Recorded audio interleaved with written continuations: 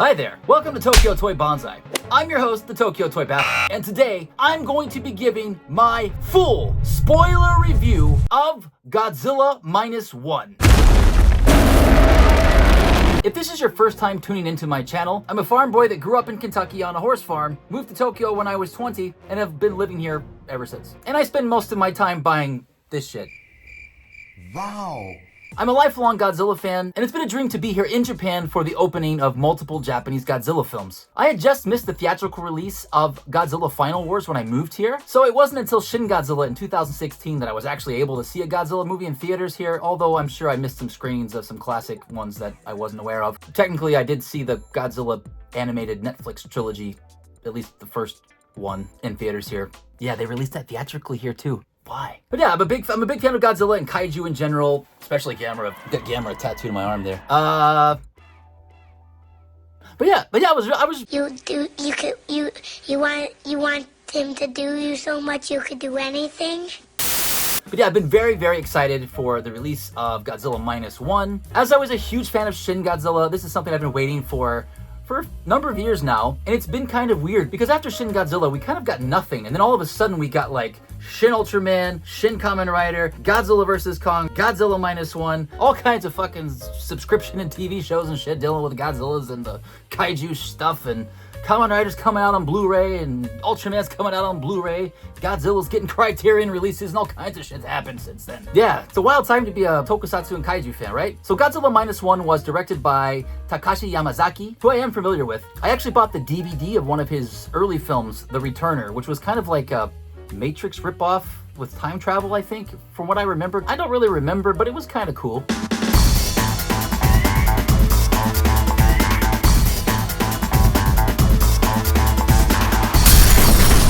I know since then he's done a lot of bigger special effects movies, and he's known for doing his special effects. I saw his Always Sunset in Philadelphia. No, never mind. I saw his Always Sunset on 3rd Street 2 movie when it came out, mainly because it had the Godzilla cameo in it, if you're not familiar with that.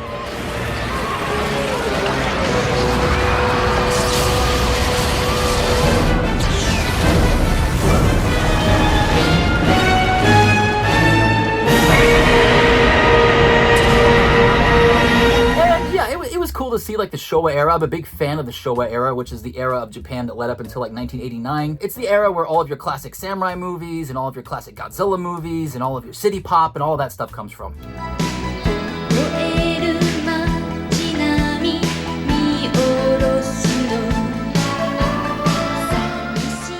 What was I just saying? Oh yeah, Showa. So the movie takes place post-World War II.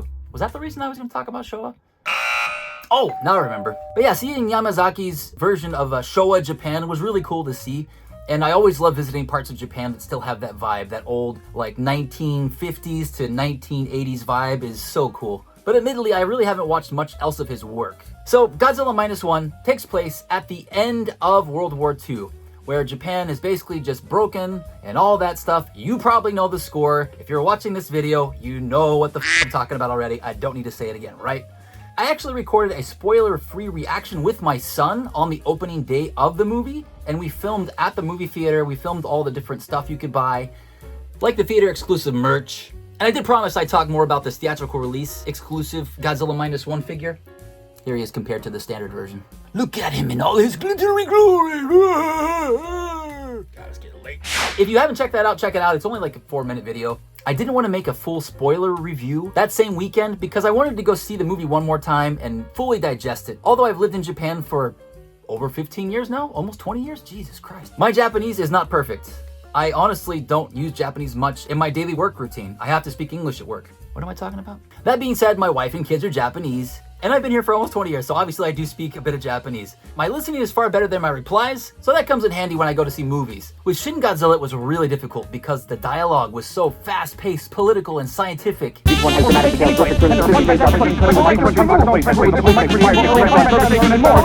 I could probably understand 40% of Shin Godzilla, depending on the scene. Some scenes, obviously, I can understand a lot more, but with Godzilla -1, since I have the historical context of what's going on, that helps a lot, because once I get that out of the way, A lot of the other stuff is more straightforward human conversations, so it was a lot easier for me to follow what was going on in the movie. There were a couple areas where I could probably have used some subtitles. Alas, I won't get to see an English version until well after you guys in America and probably other countries have seen it. So you guys actually lucked out. Congratulations! It opens up in 1945, and our main character, who's a failed kamikaze pilot, who is returned back to his base with a gorgeous shot of the kamikaze airplane landing on the island that they are using as a base camp. The entire time they are focusing on the bomb that is beneath his plane, which is interesting. I believe he explained that there were some mechanical failures in his airplane. That is another sequence which there were some things that I couldn't quite understand exactly. Oh yeah, and that island was Odo Island. Important information. That being said, the people that are with him there do seem a bit disappointed and upset. And that kind of sets the tone for the opening of the movie. Then we cut to the evening. We're on the same island, same small crew of people, and then Godzilla shows up. Yeah, I was like, what? This is probably like 5 minutes into the movie? And not like he appears in the trailer. When he first appears, he looks more like a cross between the American Zilla from 1998 and like, I don't know, some like dragon monster. He looks like the -1 Goji. He's even got like the spikes and stuff. And they're really long. They're not like short like Godzillasaurus. He's still got the long spikes, but he looks more slender and gangly, and he's more like crouchy. So this is the movie guide that you can buy at the theater that kind of explains more about the movie and has interviews with the cast and all that stuff. And it does give you a couple little pictures up close of what he looks like right here, but they don't show his full body. I'll see if I can find some other images and share them here.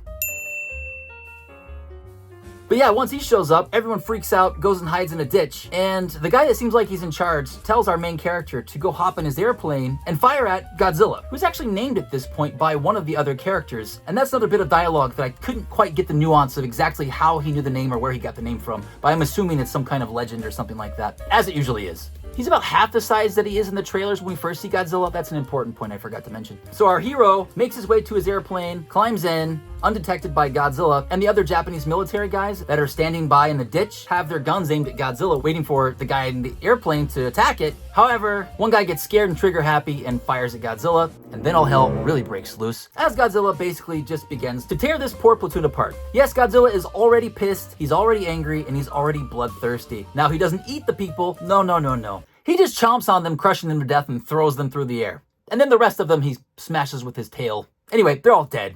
And that's where you get the line from the trailer where you see the guy saying, everyone's dead, and you see all the bodies lined up. That's directly after that happens. And then we flash forward in time. Now, hold on a second, but I don't want to sit here for 2 hours and talk about the whole movie. So,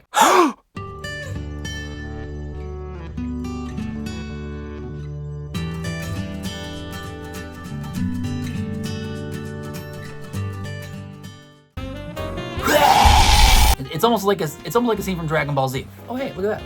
Huge mushroom cloud, because it literally happens so fast. People are like, why aren't they running? Why aren't they running? They were running. Then they're all fucking toast.